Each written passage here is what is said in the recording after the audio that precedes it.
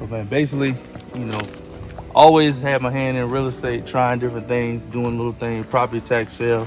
And I bought my first house at 23. I was in the middle of the hood, but I understood the value of it because it had 4 bedrooms and I could house hack. So back then I was in a 1-bedroom apartment. I think I was paying $700 a month in rent. And so I said, man, I can find me a house and I might as well be paying for something I can own. And so I bought the house, had 4 bedrooms, rented all the bedrooms out for $400 a pop, everything included. So I was collecting $1,200 a month, and our mortgage was only less than, mortgage, tax, and insurance was less than $800. It was a $50,000 house. Kept it for a few years, didn't really like the roommate thing. Moved out, I actually put a good renter in there. And she was paying real good. Older lady was in there about 4 years, and she passed away. And the kids wouldn't do right, wouldn't keep up with it. Kind of stressed out about it, young, inexperienced, didn't understand the value of holding on to it long term. And so I said, well, I'll just let somebody live in here. They're gonna take them 15 to 18 months to foreclose on me, and I'll keep all the rent. So I said $800 a month times 15, I might make me 15 racks. If I sold this house, I'm not gonna make 15,000. So lo and behold, that's what I did. Ended up losing the property, blah, blah, blah, blah, blah. Retrospect, should have never done it. But ever since then, man, I just understood the market of real estate and went into my wife and I purchasing our houses. Man, we made 250 grand in a 3-year time period buying and selling our personal properties. And so with that, everything is location is the key. So we were in the right area, the right time, understanding what the market's going to do in those areas. And from there, that money allowed us to get back into the investing side. And so right before the pandemic, 2019, we purchased the first building there. And I found it online. You wouldn't think it was multifamily. I was actually just on Zillow and Googling multifamily properties. That came up. From the front of it, it looks like just a regular house. So I came out here, looked at it. All of this was woods. It was grown up. Nobody lived here. I think it was one person living in there. Yeah, just. And he painted the kitchen. You remember that green color? Yeah. So yeah, I mean, like that, I'm gonna get rid of that. That's gonna be gone. Your cabinets will be white. I'm gonna go back through and paint those. I mean, they redid the floors, so you see the floors is more stable. So not still sloping a little bit, but everything will be white. We'll come in and touch it up. That's your refrigerator. I probably want to get you. I have to look at this stove. I don't know if it's working, and we'll clean it up, and it'll be your stove. If not, I'll get another one to come here for you. Was that picture here when you? Yeah, they left that. Do you want that? If not, it's going in the trash. And then here. Oh yeah, I'll take my picture back. Cool. So this is your bathroom. I put a new toilet, I think you did in there. Yeah, it's a new toilet. Yeah, new toilet. So we got to come and paint, still touch up the flooring, and clean it up for you. You don't mind if I take pictures? Right? No, okay. And then, of course, there's our bed. Yeah, this is Roy. Right. My name is Ted Heritage, calling on a recorded line. How are you today? All right, how are you? Very good, very good. Real estate, insurance, 2 things at the same time. Just making it happen, man. Knock it out. B, check this out, man. We came and I knocked down all my trees out here this past weekend. And I need to grow my grass seeds again. We knocked those big trees down, back up in there. Still got one more pile of dirt to do a little more grading, so still got a little bit of grade work. But slowly but surely, we're getting there. So B, what I did, man, I went on the tax map, and when I was looking at the property, I said, man, this is actually 2 other buildings on the property or adjacent to the property, because the guy had it separated in 3 lots. He had this lot, that one, and that one. And I was like, well, dang, that don't make no sense. He's just selling one. So I reached out to the owner, because one thing that I like to do is at the end of the day, I go directly to the owner before I even talk to a realtor or anything like that. The owner actually lived in Virginia. He bought this property in the middle on a foreclosure sale back in 2007, 2008. The guy that had built all of this, he lost that one in foreclosure because his wife wasn't paying the note. His wife had got sick, wasn't paying the note, so he lost it. The guy's never seen the property. He was in the military, lived in Virginia when he bought it. He said, yo, man, I done had this thing about 14 years, 10, 12 years or whatever the case was. He was like, I've never even seen the property. Property manager's telling me that they're not gonna put nobody else into the property unless I put some money into it to fix the decks and the stairs and blah, blah, blah, blah. He was like, the way they talking, all this gonna run me about 30 grand. He was like, I ain't trying to do that because I've never even seen the property. So I made a deal with him. I think he had it listed for like 68. We negotiated. I said, man, give me a 2-month due diligence. I had inspectors and stuff come out. Not that I was going to necessarily use them, but I wanted them to tell me how much stuff was going to cost. So I got them to give me quotes. They was like, oh, it's going to take this and that to bring the property up. So I went back to him and talked him down to $38,000. Like, yo, we'll do a cash deal, 38 grand. You know, I'll take it off your hands. So he agreed to that. A lot of people always ask, like, man, how did you get the money? Like, I didn't have 38 just sitting, you know, and if I did, I wasn't going to take that out of my family's pocket. You know, that might have been, emergency funds. So we went through Truist Bank, and Truist is SunTrust and BBT combined. I banked with them for years, always had a great relationship with her. And she said, being that we're with BB&T now, we got some new products, and so we might be able to help you out. So basically, I did a personal loan for 40 grand. I didn't have to attach no assets to it, so just a straight loan. She was like, on the loan paperwork, we're gonna put that you're doing renovations at your house. I got the 40, cashed them out, so now my property don't have no mortgage, no debt or nothing on it. Yeah, I got the 40 grand note, but then I had $2,000 to kind of play with, to clean the property up a little bit, to get me started. And then from there, I just started networking, finding people in the area that could do little works for me, and slowly put people in there. Man, that property there honestly took me a year and a half. If I had it today, it would probably take me honestly 6 weeks. But just learning, trying to do a lot of it myself to save money. And we were in the middle of the pandemic. Prices was going stupid for material, couldn't get material and all kind of stuff. So man, appreciate it to my father-in-law, my brother-in-law. They would come out here with me and work on the weekends, and we finally got it up and going. And a lot of people say, well, how you get your money back? And that's what I do. I buy them, I go cash out refi. I mean, we bought the property at $38,000. It's appraised a little over $250. I might have put another 30 or 40 in it to get it there. So let's say 40, another 4, let's say I'm 80 grand all in. It got appraised for, I want to say 260. I was able to pull maybe like 175 out the bank. So I put all my money back in my pocket, knocked the loan off, but I had a deal in place with the sons of the guy that built this property. The guy had already died.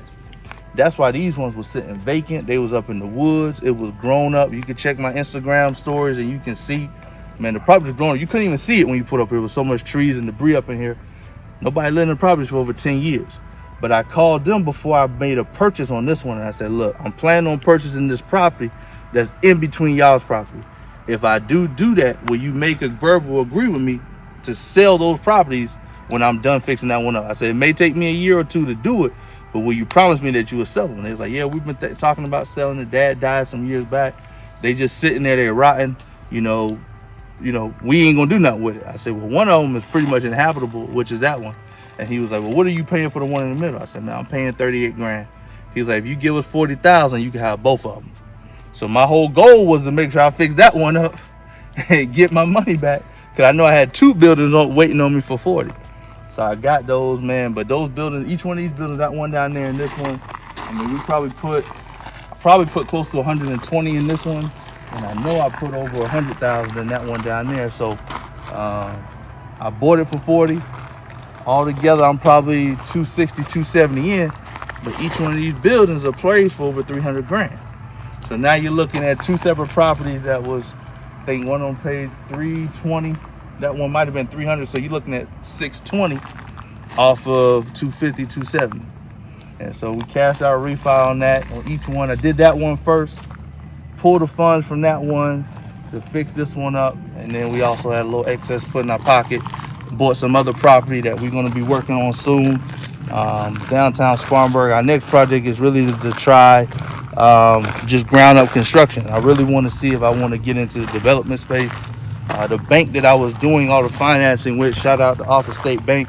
At the time, they had a foreclosed property sitting in the middle of downtown Spartanburg. And it's prime real estate right there next to QT. It's on the corner in an area that's growing and developing. So the money that we pulled off of this is not like I just took that money and balled out. You know, because it's easy to go take that and shit, go buy a couple whips, go on some shopping sprees and some trips. But I took that, man, and I purchased that property down there cash. I think we got it in a foreclosure. It's almost 3/4 of an acre in the city at 110. I think I got it 110 or 111. So we bought that cash, and so we're just waiting to develop that. Working with the engineers and the architects now, getting approved through the city. I want to do some high-end townhomes on it. So just kind of, man, playing with it and seeing what I want to do. I really enjoy being out here hands-on, but I do the insurance full-time. That's what I do. But the insurance, industry, because of the way the cash flows and residual income, man, it gave me a lot of free time over the last 2 years to be out here working on this project. So shout out insurance, man, because without that, I don't know if I would have been able to do this with that type of cash flow coming in from what I've done in the past. And man, just thankful and grateful that I came up on this. So a lot of people ask me, how did I find it? At the end of the day, man, anything you want, if you put it in your mind, you think on it, you pray on it, and speak on it every day, it'll happen. And I just kept telling myself, I want multifamily property. I'm not buying nothing else or touching nothing else unless it's multifamily. So when I went online to look at stuff, I only looked at multifamily. And did I think I'd find a 17-unit apartment complex? Hell no. I was on there looking for duplexes and triplexes and quads. I was happy if I found a quad, but man, God know what I wanted. My heart was there, and that's how we got here. I redid the floors, and the floors was weak, and so we changed all the floorboards to make it more solid.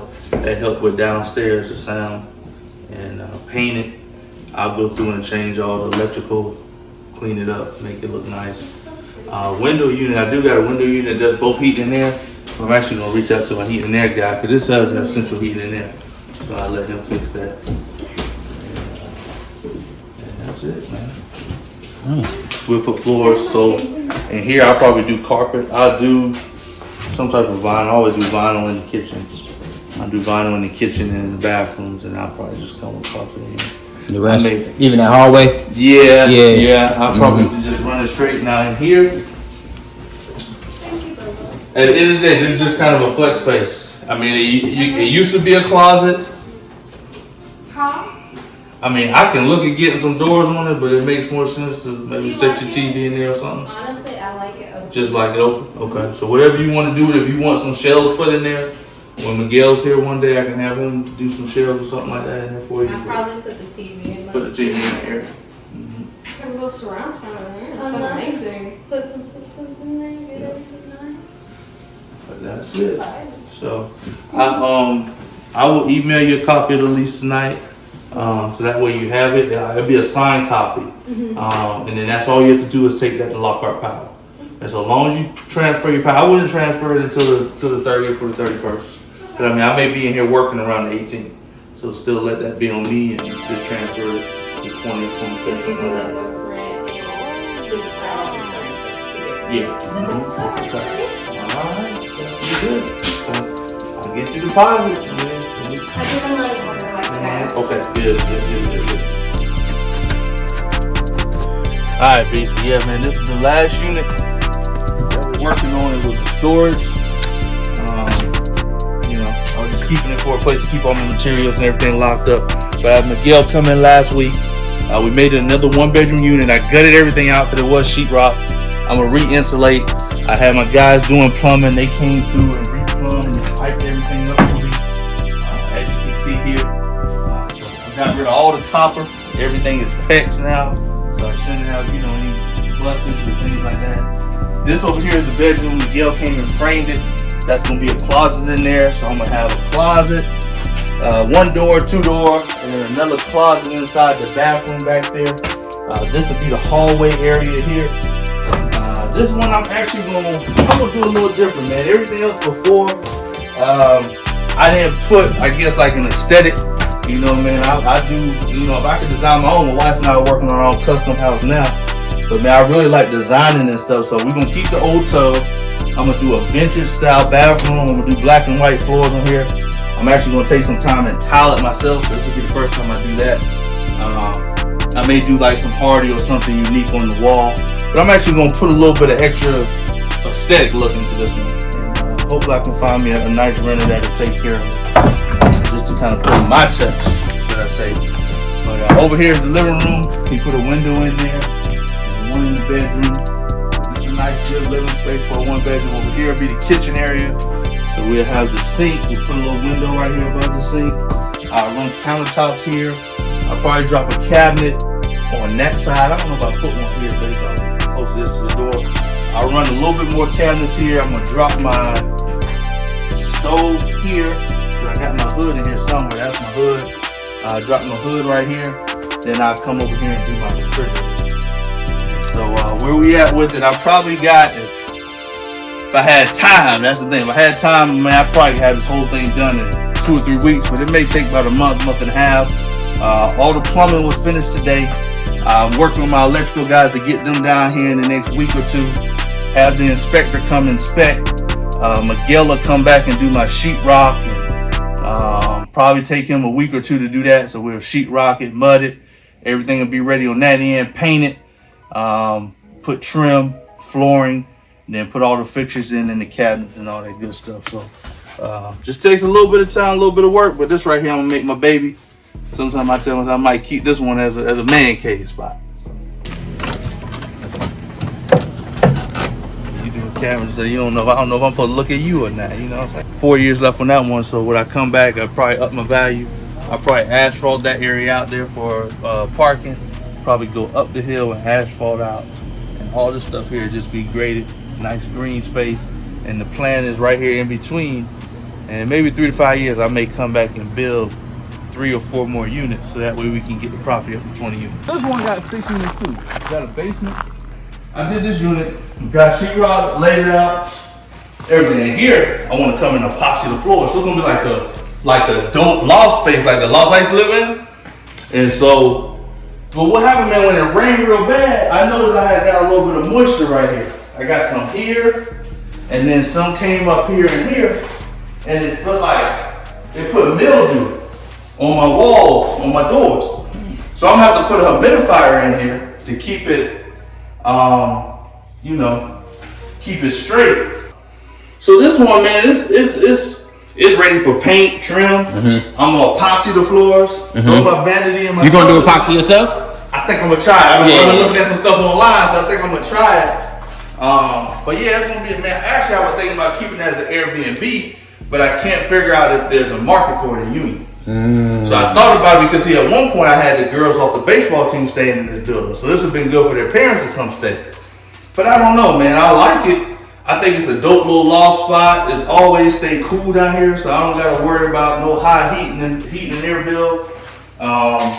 Little small kitchen right here. This right here is from my hood.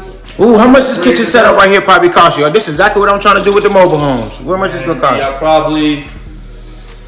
I got a lady that hooked me up at Lowe's real good. I might be 400 in right here.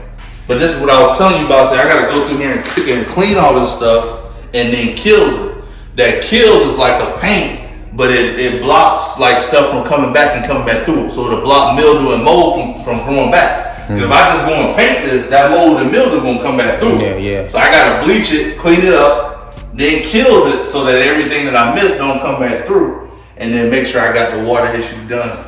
But yeah, it's a dope spot. It's nice. The recessed lights is perfect, bro. Got the recessed lighting in here. But this how the other units up there gonna look similar. So yeah, really, I just got 2 apartments that I don't have no rent in right now. And all this stuff I did myself, man. A little walkway up under here. We do the black mulch. I probably, like I told myself, every fall I upgrade this one, and every springtime I upgrade that one, which I didn't do it this past spring. But you know, just getting the landscaping once I get everything else settled out. Less problems out of my 1 bedrooms than I do my 2 bedrooms with rent. You know, when you 1 bedroom, man, you out here by yourself, you ain't gonna have no drama with, you know what I mean? You ain't got no kids. Yeah. Like all my 1 bedrooms, I never have no issues. It'd be the 2s that I gotta. You gotta go do counseling. So, dude, I cut myself a little bit on the money because this one here, I mean, honestly, I probably end up renting this one for about $675. But my 2 bedrooms I rent for anywhere from $725 to $750. So I'm shying myself $50 to $75 a month, yeah. But the headache, I ain't got the headache. And so, and I know it's new. It's easier to screen that who I'm putting in there to where I know they ain't gonna come in and mess up my joint. And so that's how we gonna rock. But man, I appreciate it. As always, I'm always still looking for deals, always looking for opportunities. Unfortunately, sometimes it might not be the right timing, but I'm always looking to take a look at what's going on. If I can make it happen, I make it happen.